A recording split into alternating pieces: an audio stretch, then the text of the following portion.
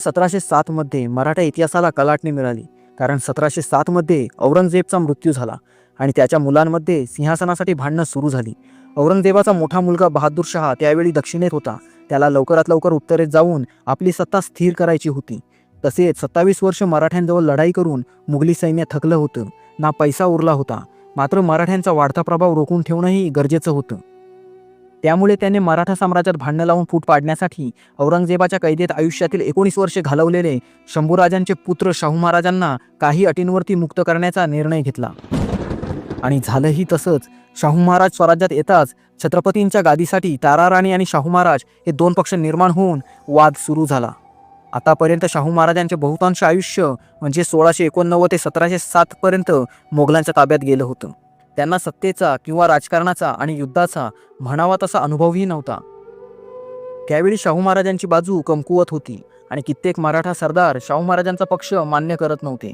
अशावेळी शाहू महाराजांची भेट बाळाजी विश्वनाथ भट या मुत्सद्दी व्यक्तीसोबत झाली. हे बाळाजी विश्वनाथ भट हे मूळचे सध्याच्या रायगड जिल्ह्यातील श्रीवर्धनचे. बाळाजी हे स्वराज्यातील एकमेव इतके मुत्सद्दी व्यक्ती होते जे अर्थकारण, लष्कर पुरवठा, सरदार राजकारण आणि राजनैतिक खेळात तरबेज होते.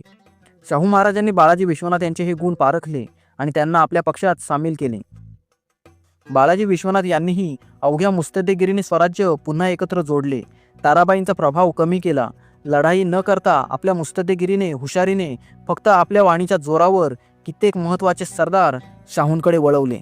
आणि सर्वात महत्त्वाचं म्हणजे 1711 साली शक्तिशाली मराठा आरमार प्रमुख सरखेल कान्होजी आंग्रे यांना शाहू महाराजांच्या बाजूने वळवलं.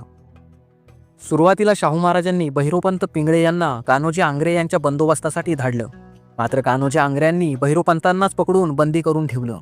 त्यामुळे कान्होजी आंग्रेंसारख्या महापराक्रमी योद्ध्याला आपल्या पक्षाकडे वळवणार कोण हा प्रश्न शाहू महाराजांपुढे होता. मात्र बाळाजी विश्वनाथ यांनी ही जबाबदारी स्वीकारून लढाई न करता शब्दांच्या जोरावर कान्होजी आंग्र्यांना शाहू महाराजांच्या पक्षात आणलं. आणि हे फक्त बाळाजीच करू शकले होते, कारण सरखेल कान्होजी आंग्र्यांसारख्या महाशक्तिशाली आणि निष्ठावंत योद्ध्याला शाहूंच्या बाजूने वळवणं म्हणजे महाकठीण कार्य होतं.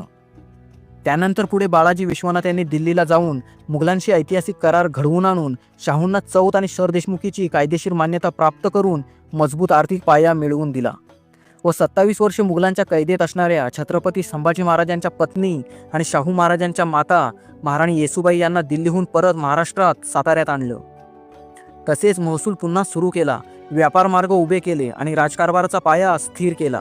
त्यामुळे शाहूंचा पक्ष अधिक मजबूत झाला.